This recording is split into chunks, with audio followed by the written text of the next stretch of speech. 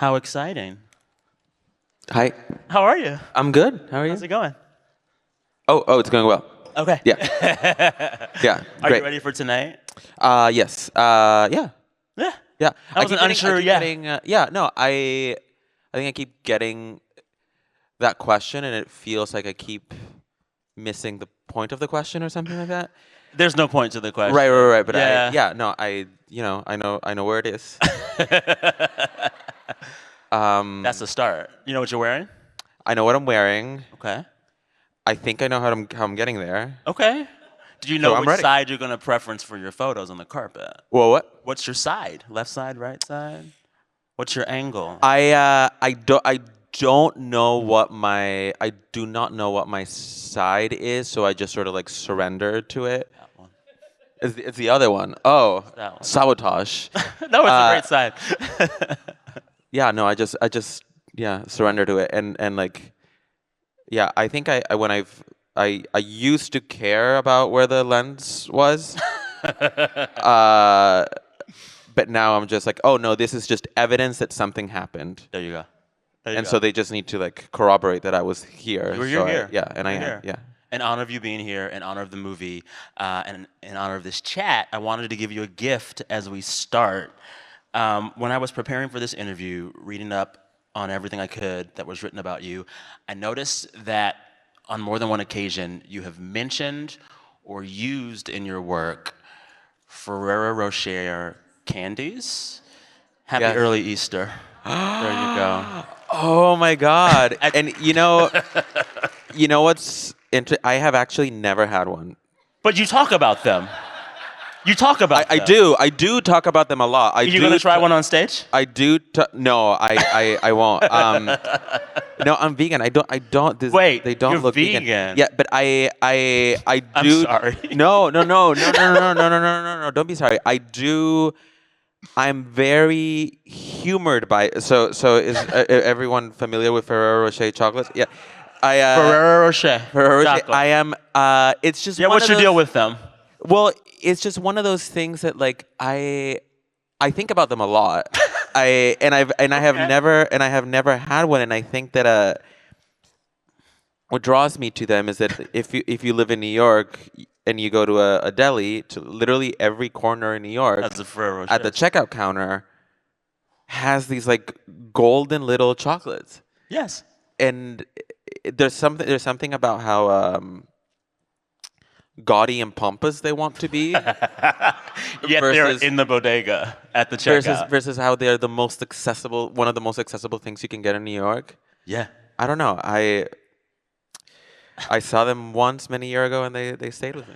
And like you've talked about them, like in your work, right? Well, because I've heard you mention them in interviews, yes. and then you use them. How have you used them in your work? Oh, I had. I think it was a bit about because they do have. If you take them out of they do have little what I call little skirts. Yeah. And I think the joke was something about like one of them lost a little skirt, so she couldn't perform. But then the understudy did have the little skirt. So, Okay. Yeah. Well, I hope that someone close to you eats chocolate. Yeah. No. I'm here with a court of friends that I'm Okay. sure. All right. Enjoy. We'll have some chocolate. Enjoy. Yeah. With that out of the way, let's just talk about this movie and how great it is. I was able to see it in LA a few weeks ago, and it really blew me away. I really enjoyed it. I think all of you are going to enjoy it. You must go to the premiere tonight. So first and foremost, congrats on not just writing and directing this film, but also starring in it. Great job. Thank you. Kudos. Thank you. Kudos. Yeah.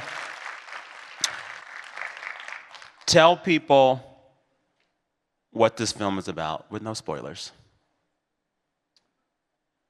You know, you think I would have a concise answer, given that is the most frequent question I'll get asked about the movie. But I think it's about I think it's about discovering life through problems. Huh. I think it's about being attracted to problems as a way of trying to find yourself and define yourself. I'm very interested by people who get in their own way, and I'm very interested about people who thrive in chaos Yeah, and like yeah, yeah. seek chaos. Yeah. And this, I like to think that every character in this movie, whether the part is big or small, they're all just like marinating in their own problems. Oh yeah, they are. In a Uh, beautiful way. and I think that this movie takes place at a time where two people, despite being drowning in their own problems, sort of manage to like find another one. I like that. Uh, yeah, I don't think that's what the IMDb is going to say about the movie, Yeah. Yeah. but that I is what like I this will say about the better. movie. Yeah, Let me try. That's better. But pure plot. Your character yeah, has come to the States, wants to make it, but needs a green card, wants to work for a toy company, but in the midst of trying to figure out their immigration status, ends up working with and for Tilda Swinton's character, who is a piece of work. Hilarity and madness ensue. that is also true. Yes. Okay. The title of the movie is Problemista. What does that word mean to you? What does it mean? Uh, I I I think it the way that I define it is uh someone who thrives in problems or art that is created out of problems. Huh.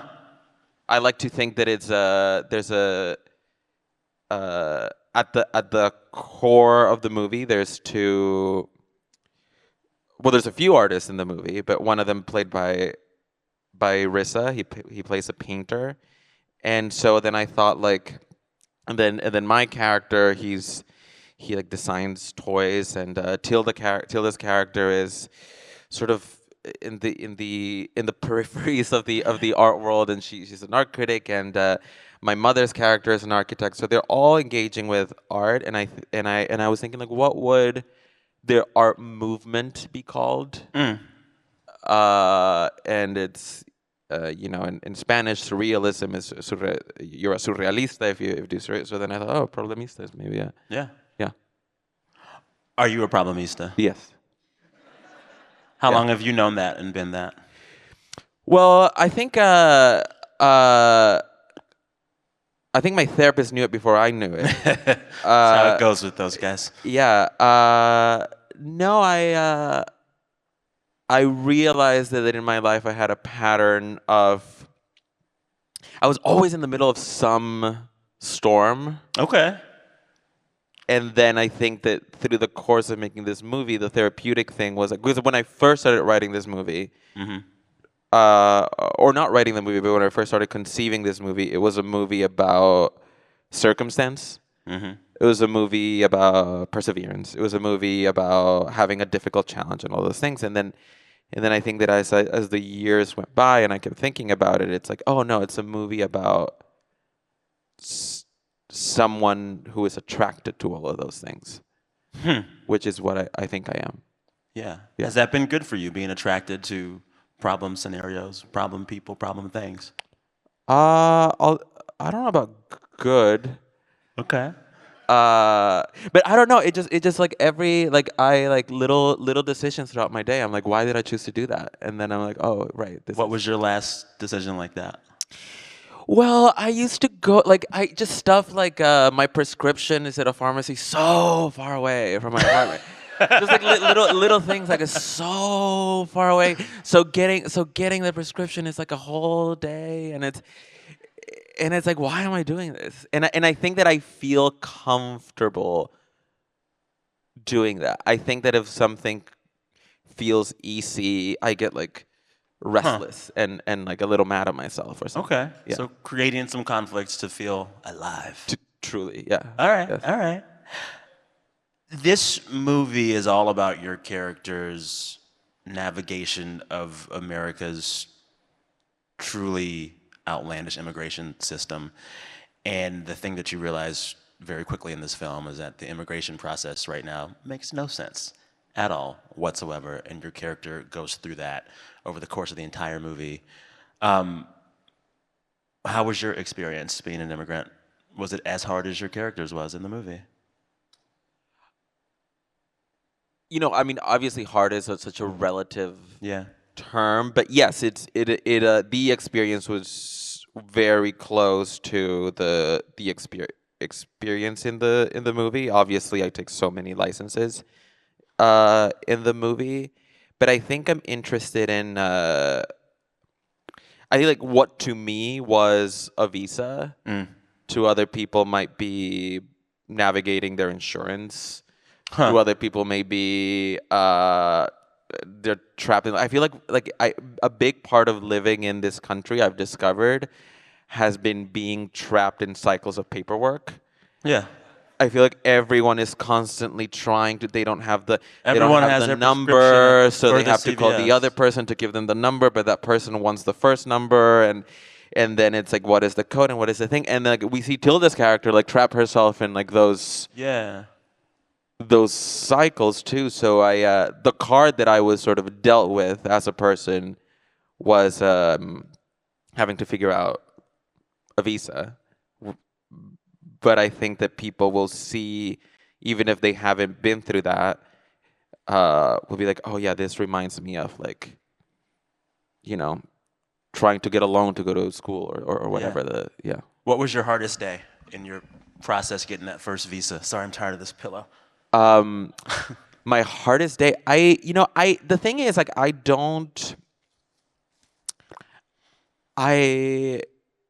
it wasn't easy, but I do remember like enjoying it.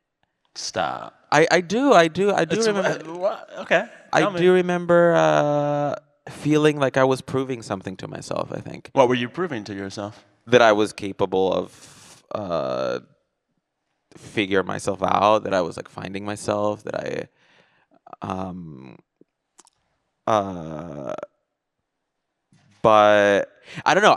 I like constantly fell in little little holes. Hmm. Little like bureaucratic hole. Like I had a like, oh, it's like, okay, like I can't get a phone plan, so then I'll just go to like a Rite Aid and get a burner phone, Mm-hmm. and then it's like, okay, well I have a burner that's cheaper. Oh, but if someone texts you hi, that's 50 cents because it's a burner phone. So I guess I just shouldn't. It's just cheaper if I don't make friends. Wow. Wow. So I don't get 50 cents discounted because someone decided to text hi. Oh, God forbid someone makes a typo and then corrects themselves. Oh yeah. Or one of those. Then now it's $1. Yeah. Or like those people, those friends you have that send 8 texts when one would do. That would have really screwed you over. And it did. Entire weeks ruined. Yeah, I don't know. Well, it's interesting to hear you talk about that because, like, on the one hand, when you are an immigrant in this country, you're having to deal with the very real prospect of being able to stay or not stay, and how that works out. But then there's also just the shit you deal with when you're in a new place. Like, what will my cell phone be? Where is the subway? Where are the things? And your character in the movie handles all of that. Do you think that there was something you were trying to say about how to navigate these systems, whatever they are, through your character in the movie? Is there some like lesson he's giving us while he's living all of these things on screen? I don't. I don't think I don't give lessons. I don't Okay. think I show things as I feel them. Yeah. And maybe that'll feel similar to other people, but I definitely don't want like um like I this past year wrote one children's book, and when you're writing a children's book, you do have to think about the idea of a lesson. Yeah. You Yeah. do have to think about what you're communicating to someone who is like still developing. Mm-hmm. And the parents want a moral of the story in that book for the Yeah, but Yeah. I do think that, if an audience sees a film, they come fully formed.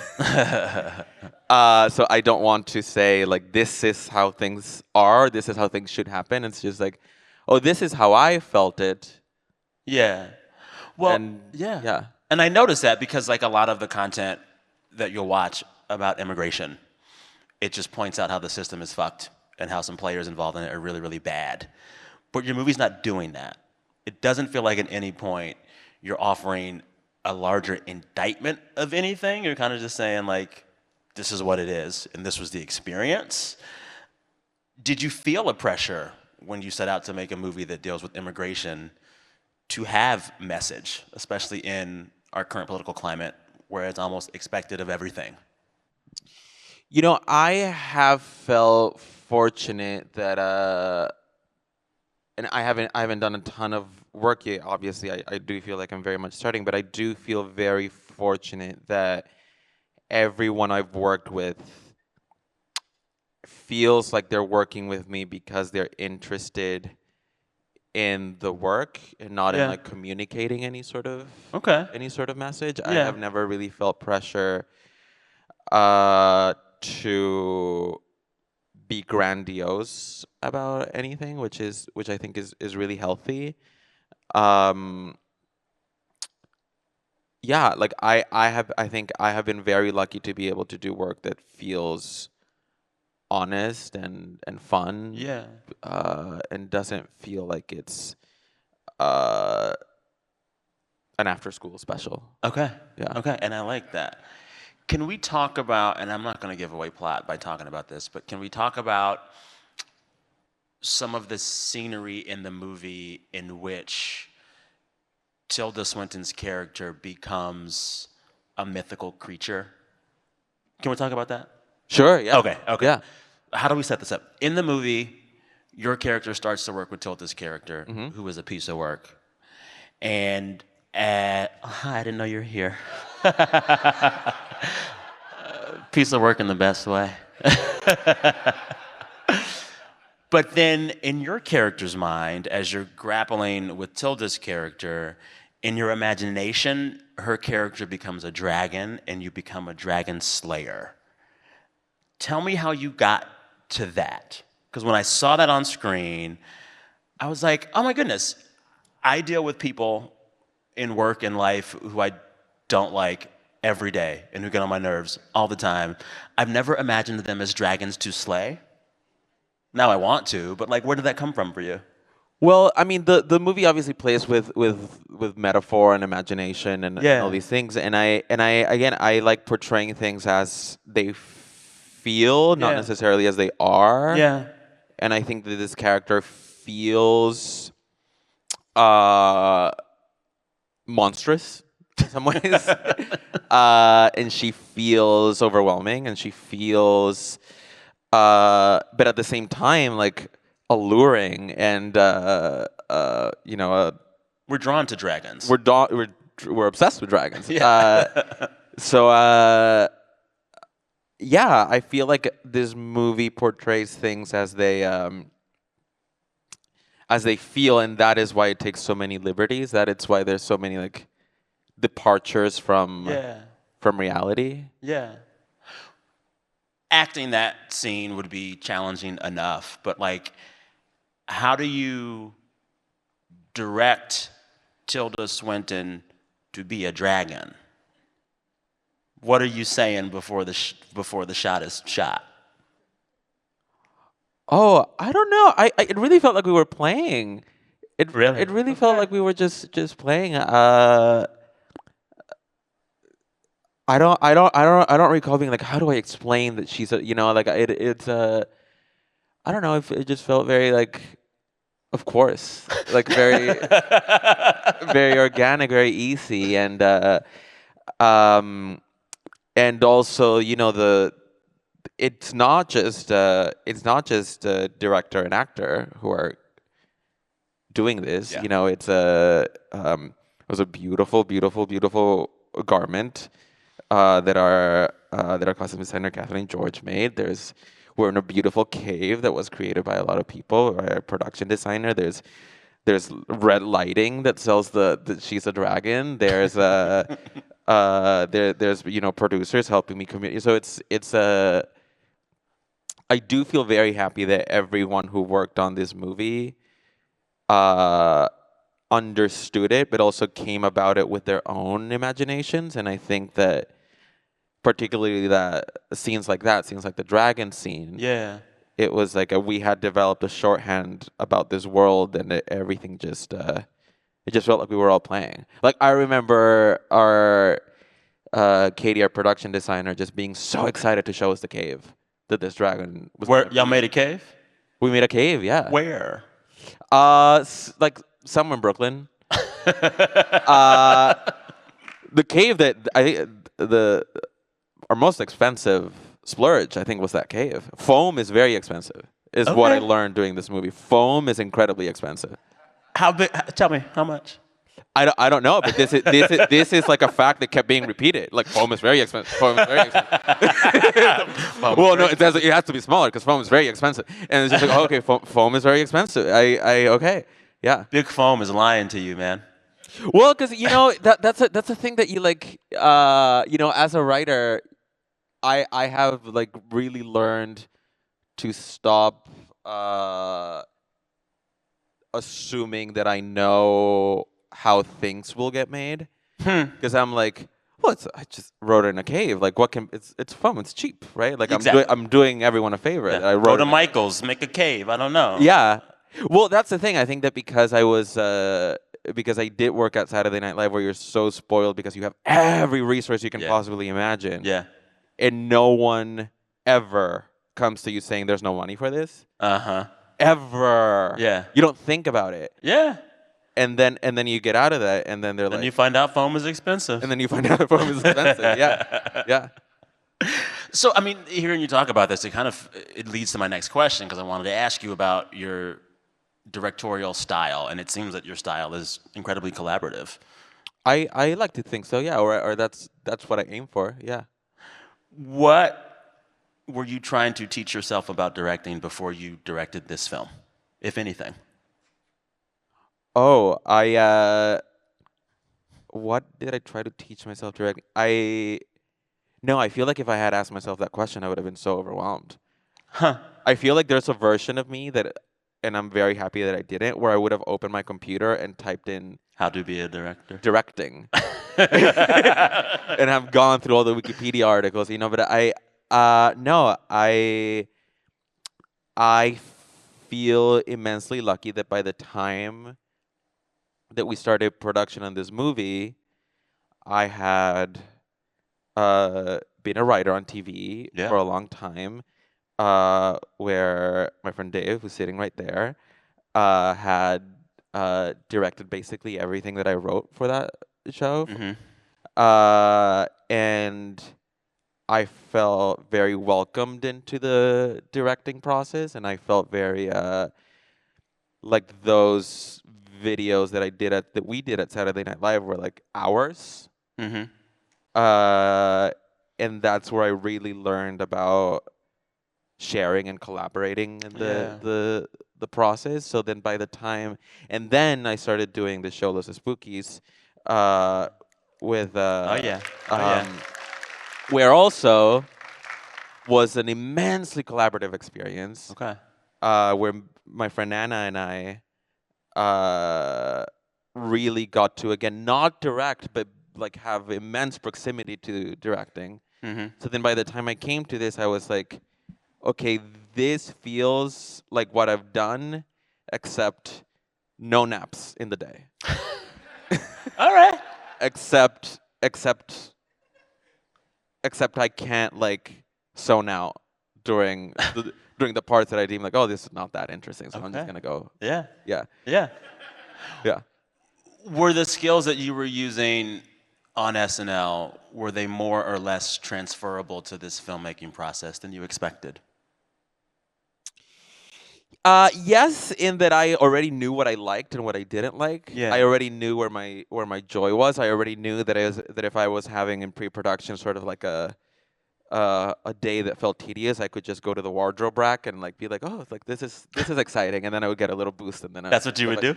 Yeah. It's like or go wander to the production designer and be like, oh, show me some sketches, and then they'll be like, oh, okay, and then now talk to me about the price of foam. Yeah. Yeah. The price of foam. Yeah. The price of foam. besides the day in which you found out that foam is very expensive, Mhm. what was the hardest day on set for you? The hardest day of making this movie as the star and the writer and director? Uh, the star. Oh my god. Yeah, that's kind of it. Yeah. Um, what was the hardest day? You know, there were some days that were like, oh, I didn't know that was gonna be as hard, uh, but it felt, I don't know. They were all sort of like fun. This is such a stupid answer. I'm sorry. I'm just like envious. You've like tackled this new chapter of your career and you're kind of just like, yeah, it's cool. That's good. That's great. How do you teach me your secrets? Uh, really great partners. Okay. Uh, and yeah, just working with people that you like, people who you love. I feel so lucky that in Los Spookies and this Mm-hmm. and the work that I will continue to make, I feel like I get to pick who gets to who will play with. Yeah. So many of the people in this movie are friends. Yeah. A lot of them, some of them, or a lot of them, this is their first movie. Yeah. Uh, and then and then a lot of them, like, one of the great joys of working with Tilda is that it felt like no different than working with friends who I've known for many years, who like Really? were just That's kind of again amazing. playing. Yeah. Who found who? You and Tilda? Well, I certainly knew about her. Yeah. So Yeah. it's not like they were like, oh, there's this actress. And like, I was just like, oh, of course there's this actress. No, I think that the script went into the machinations of Hollywood, Okay. and somehow I'm so lucky that it made its way to Yeah. Tilda, and then we had a Zoom. Hmm. Yeah, How was the Zoom? it was great. It was easy. It was fun. It was very exciting. Yeah. Yeah. Yeah.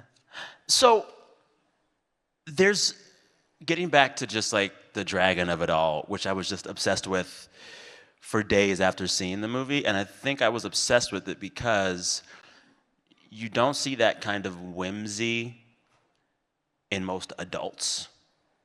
And I think that's something that I've admired about your work as long as I've been watching your work and consuming your work is that you have this sensibility around objects and shapes and comedy and dragons that feels like you bottled the creativity that we all have when we're 7 and you kept it. Does that make sense? And I think a lot of adults just don't have it. And you don't just have it, you express it. Have you thought about that? I mean, because like you must know that that's a thing you do that a lot of other folks don't do. Where do you think it comes from, and why do you think you've been able to hold on to it? Yeah, I mean, I do think that I do draw a lot from childhood, and I think, and I really credit that to having very parents that were very encouraging of imagination, parents that And were very encouraging of like, you do things your way, never mind huh? how other people are doing it. Yeah, and they both were creatives, right? Your dad was a civil engineer. Your My mom. dad, my mom is an architect. Yeah. My dad is a civil engineer, which is a very math heavy. It's all math. Mm. But he loves art. Like I grew around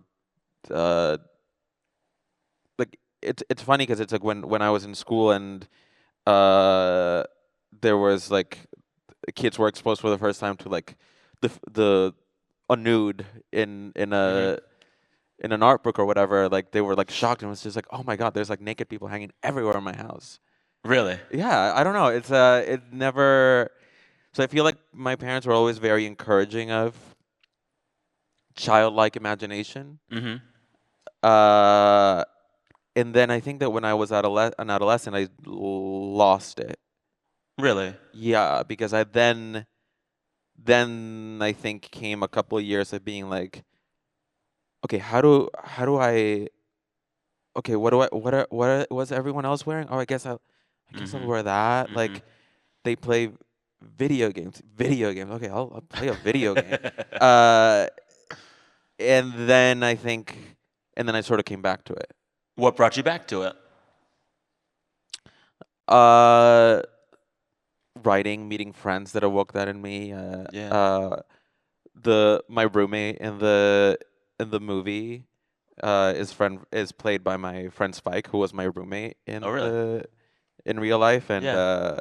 is a very dear collaborator, and I am moving in with someone who felt so invigorating, made me want to like do work and made me want to like be a kid again. Yeah. Yeah. When you're doing what you do with this, what I call like this childlike whimsy, it always manages to like still work. And I wonder, like, when you were writing a film and saying, nah, right here, Tilda becomes a dragon, we're going there. Do you ever wonder if viewers who aren't as tapped into that creativity and childlike sense of play, if they'll get it or not? Do you care? No. Good. No, no, no, not that I no, I okay, I never ever take pride in being inaccessible. I never want to be inaccessible. I don't believe in Mm, making work that is deliberately alienating of a an audience. okay. But I am very trusting of an audience. Mm, Uh, and I think that uh, even if something feels new or odd, I like to think that are people's brains are far more elastic than we think we are. oh my God, totally. Totally. So, what scene from the movie most mirrored your real life experience navigating America's immigration system?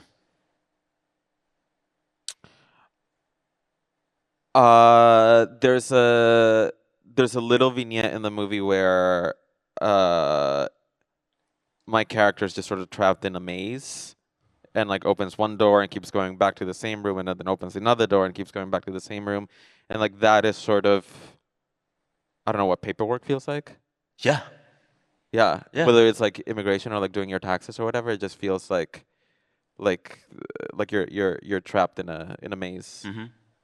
It's you've compared navigating the immigration process to dealing with an insurance company or filing your taxes, but like a lot of folks might say, no, that's this thing is infinitely more intense because the stakes are higher. Hmm. How high do you see the stakes? You dealt with that system, but like I've also heard you compare it to like insurance paperwork, but it's bigger than that, no? It's Well, bigger than that, if no? you're having a problem with insurance paperwork, it's literally life or death. No, it's like it really depends with your circumstance, and it really depends of where you are in your life. Because yeah, I have met people going through like an immigration difficulty, and then when you ask like, well, what are you gonna do? They're like, oh, I guess I'll go back to Canada, and go back to my big beautiful house in Canada. And it's like, oh, okay, all right. Yeah, yeah, yeah. And then you meet other people who are like, no, this is truly life or death for me, and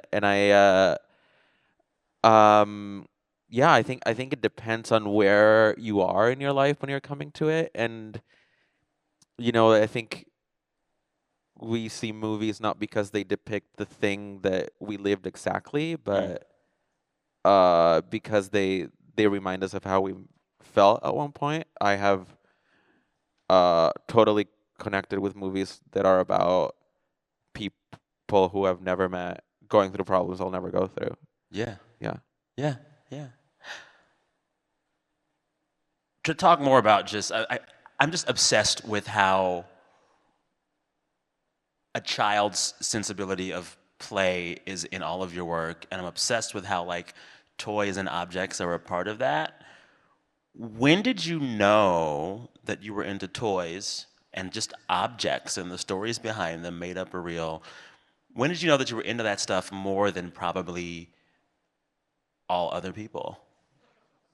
Because it's kind of amazing to me. And I'm like, were you like 10 years old and were just like, I'm a toy guy. I like my toys. I don't know. Like, how did it happen? When did you know? Well, in the movie, so okay, in the movie, my character is he designs toys, or he wants to design toys, and I think the toys were a nice vessel Hmm. for his expression.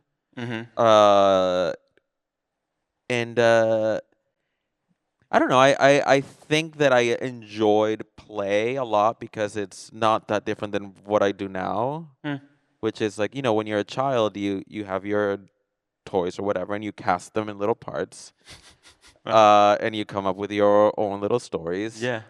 Uh, You were and always a director. it's an idea. It's this idea of like world building, right? Yeah. Of uh, and I think that when something uh it's the same thing with the chocolates, right? It's like they're a canvas. They're like you get to like I mean, they're bestow in also, them yeah. whatever you want to. I don't do that though. Right? I mean, it's amazing hearing But you I say think you that. do. I think you do. I eat though. the chocolates. You That's like kind of it. I love you even saying that, yeah, Uh-huh. the Ferrero Rochers are a canvas.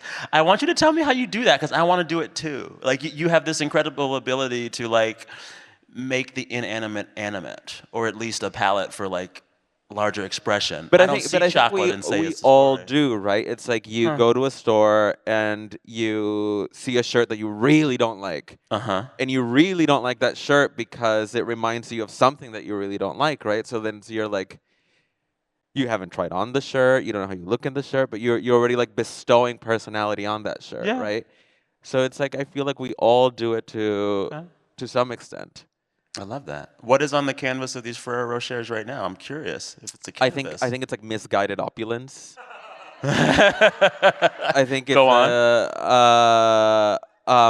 this idea like someone who's like painfully overdressed. Wow. Damn. No, I don't know, the gaudiness, thinking that you are unique when you're literally in a box with other ones that look exactly like you. It's What is the Ferrero Rocher character's name? Ferrero Rocher. How does Ferrero Rocher introduce themselves at parties? Ferrero Rocher. As in, like, you must know who I am. Yes. I am a Ferrero Rocher Yeah. from the Ferrero Rochers. Yeah. The storied lineage. Yeah. Yeah, yeah. So then, what is an object that you're itching to tell a story about or give a story to next that you haven't already?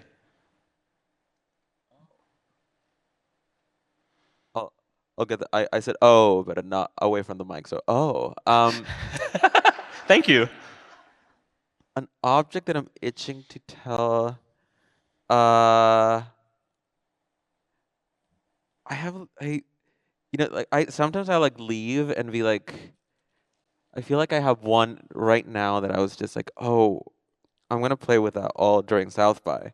Well, I can't find it. It's like What is it? it's like a little maze, with like little balls in it. Oh, here it is. Yeah. Let me see So that. I've just been playing with this. It's a Uh, maze with little balls in it. yeah, I don't know. It just reminds me of a lot of things. Um, yeah, I'll start playing with it and not talk to you anymore if I do. But You can multitask. yeah, I think anything that feels like someone who's like trapped in a Yeah. game, like a little ball in a maze. I mean, maybe that's where Okay. that's literally what this movie is about. So I don't know. Yeah. Yeah. Yeah, totally. What is your biggest maze that you're trapped in right now? Oh, the biggest maze that I'm trapped in right now is and this is like when you see the movie, you'll see that this is life imitating art. Is I just got an iPad For the first time ever? for the first time ever, That's and cute. I am so daunted. It's like I brought it. I got it. I brought it here. It's still here. I still haven't peeled the Wow. because I'm just dreading like, okay, I'm gonna turn it on and then it's just gonna ask me so many questions. It is. It's just going to ask me it's just going to like want so many passwords. It's just going to and I'm so daunted by it. So Why'd you get it? maybe because of that. You want the problem. You want Maybe because okay. of that. Okay. Maybe because then I will be able to like ignore whatever the real problem in my life is. You know what I mean? Like Damn. yeah.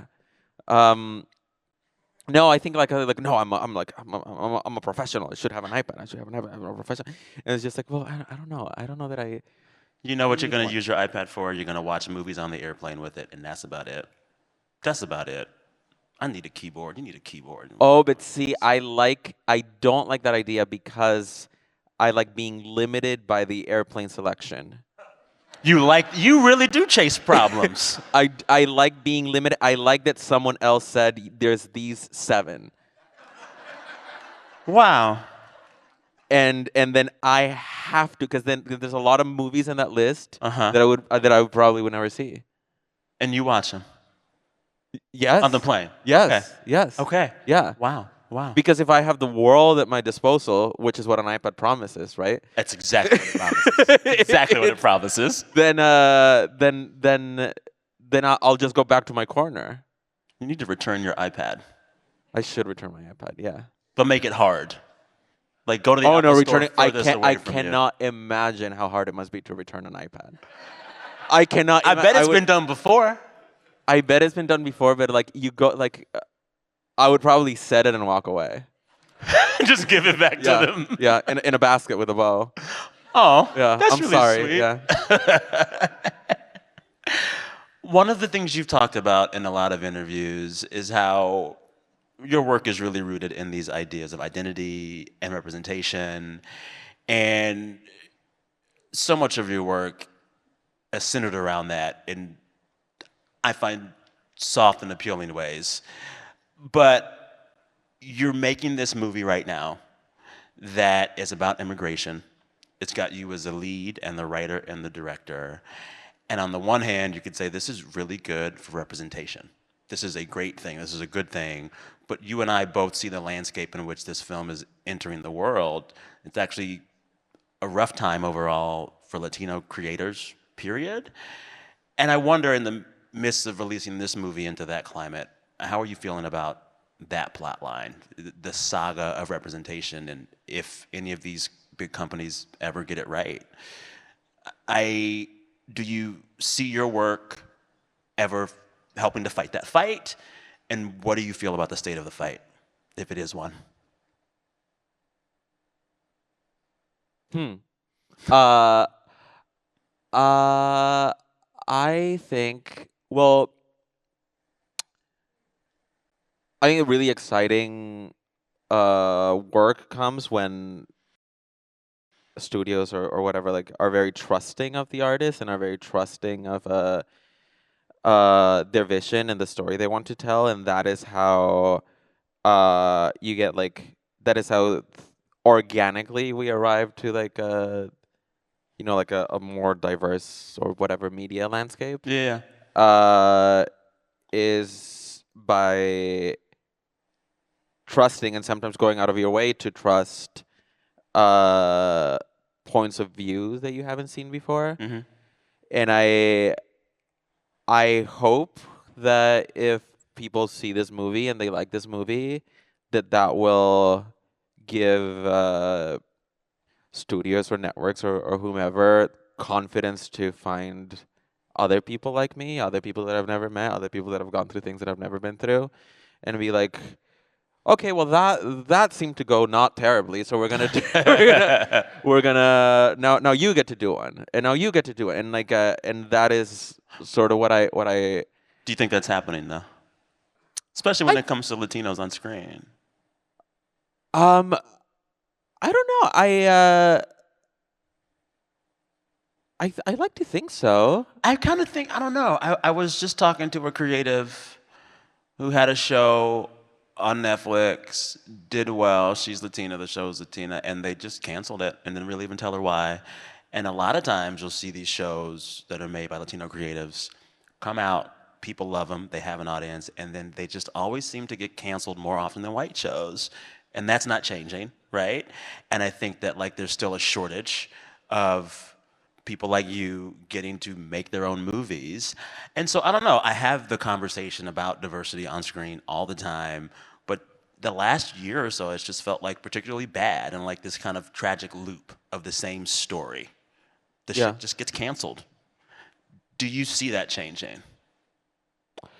I mean, the really really unfortunate thing about show business is that it's a business. Yeah. That's Yeah. the worst part of it. Is that Yeah. it's like I like to think myself as an artist, but it's it's money. There's tickets. There's and some things are seen as like sure bets, and some things are not.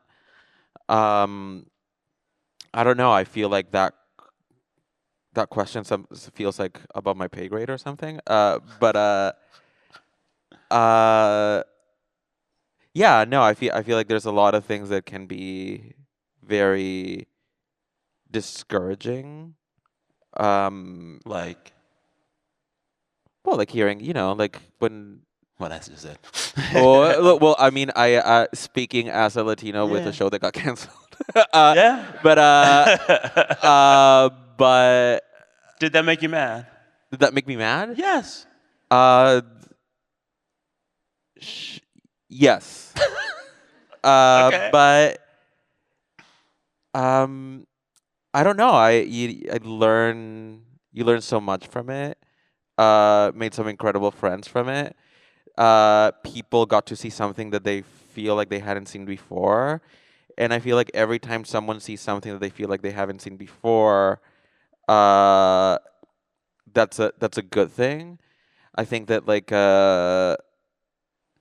there's something kind of invigorating about everything everywhere getting so Yeah. much Yeah. attention because it feels like, oh, people want to see, like, on paper I can see why some people would be like, oh, this movie is not the movie, right? Oh This yeah. movie is not the movie. But then it's like, no, audiences want to like have fun. Audiences want to, and that movie's so fun. Mm-hmm.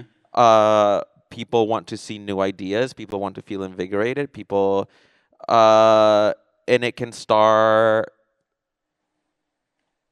someone who doesn't necessarily represent the majority of the audience that saw it. And And that's okay. And it's good. yeah. Yeah. So you seem a little more hopeful about all of this than I do. You seem kind of hopeful about stuff. Well, what is the I guess it depends on what the goal is, right? Yeah. If Yeah. if the goal is like, if the goal is as low as diversity in Netflix, then then yeah, maybe not. But it's like, but if it's about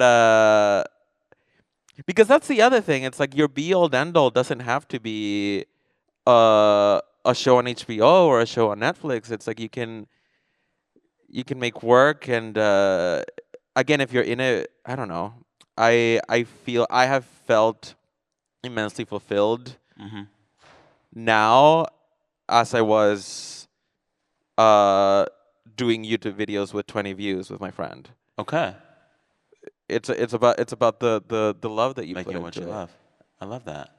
On that lovely note, we're going to take a few audience questions. They've been upvoted during our talk. And What does it mean they were upvoted? I don't know. Okay. I mean, I would try to explain it to you, but Okay, we okay, talked okay, about okay, your okay, iPad okay. experience. It Yeah, might yeah. not. I don't know. Which one do we like the best, Julio? There's 4 up here. Is there any yes or no? Let's try the first one from Anastasia. She says, quote, "You've mentioned your interest in architecture. Can you describe how space and design influence your approach to directing?" I actually I love this question Okay. because okay, so obviously my like not obviously, but like as stated, if you were paying attention, my mother's an architect, and so I grew around thinking about space a lot, Hmm. and uh, in doing this movie, uh, this is we had this actually, like, location scouting ended up being one of my favorite parts of doing this movie. Really? That's cool. We had this incredible location scout, Elizabeth, who um she, I was like interviewing location scouts, and I was like, how the hell do you interview a location You're like, what do scout? you Like, what are ask they gonna them? say? Like, yes, I can do this work. What's your You know, favorite location? I don't think- But then in her job interview, she said, and I quote, "I love locations." But what does that even mean? And I was like, this is her. This has got to.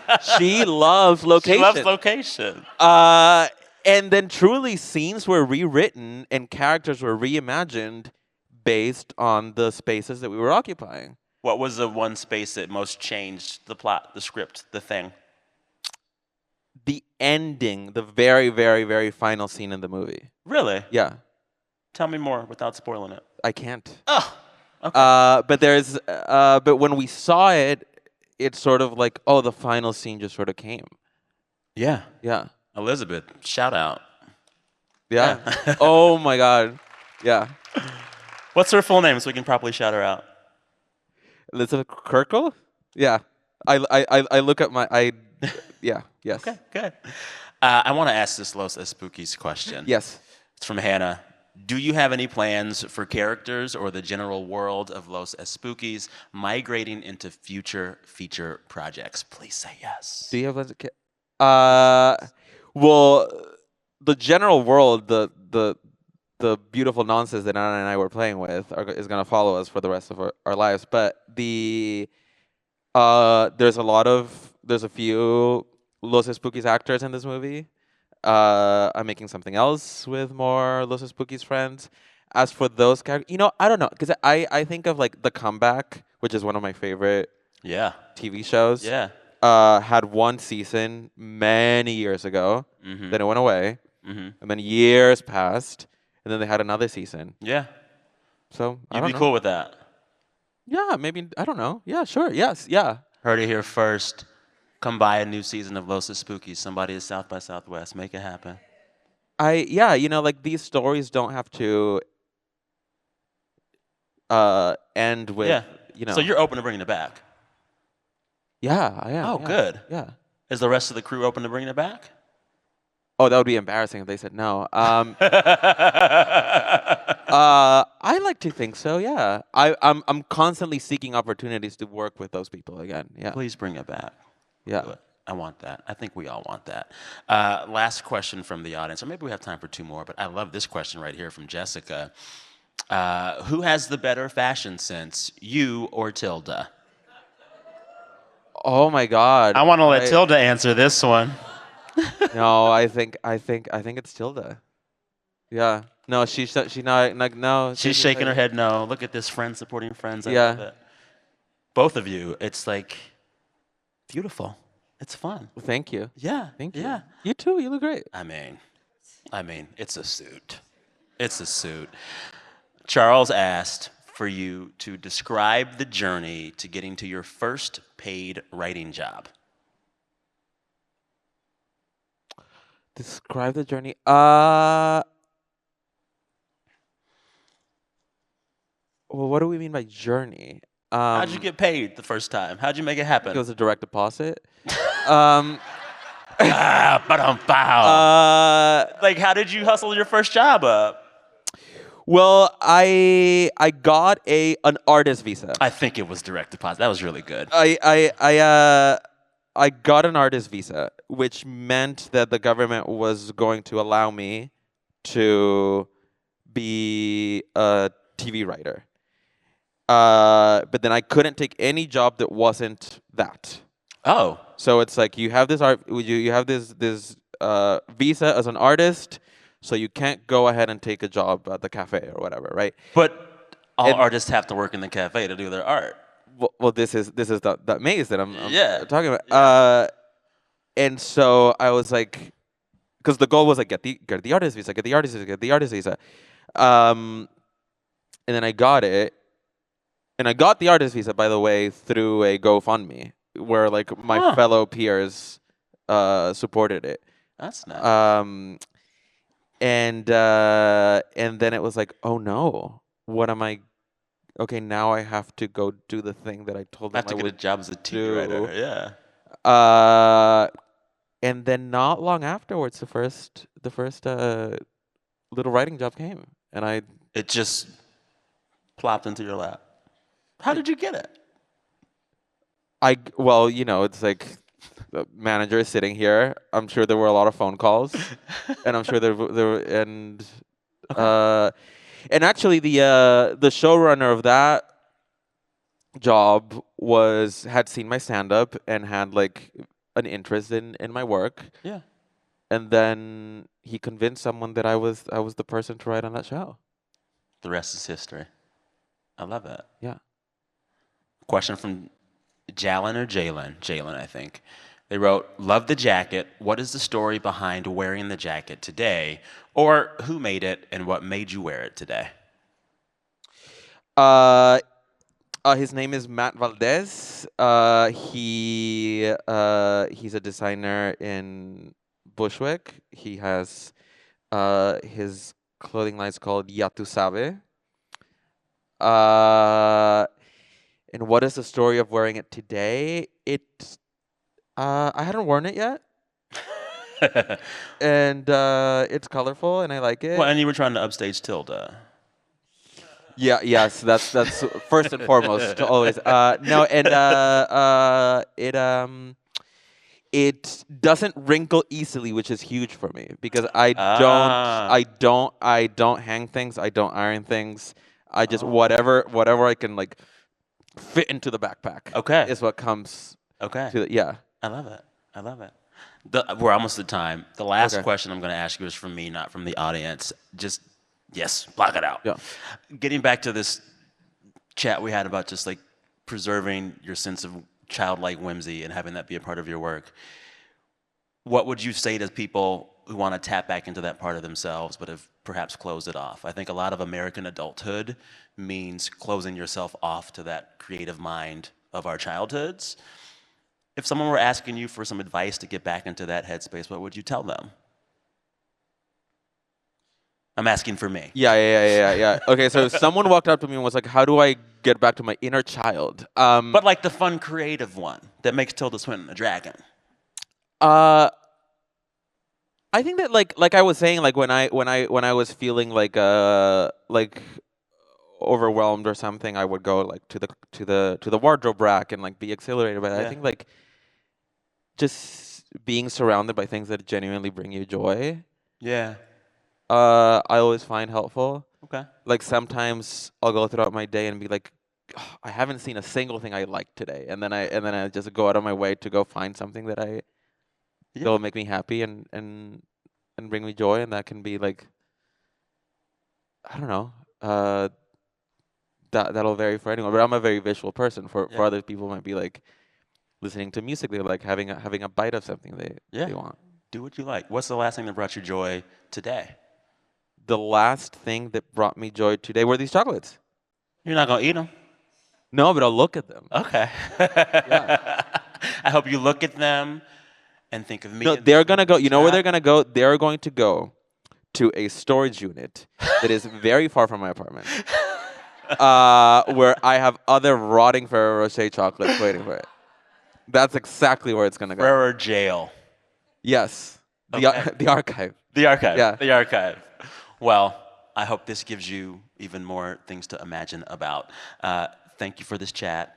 Thank you Thank for you for your having movie. me. Thank you to the room, to everyone here. This was delightful. Julio Torres. Nice to meet you.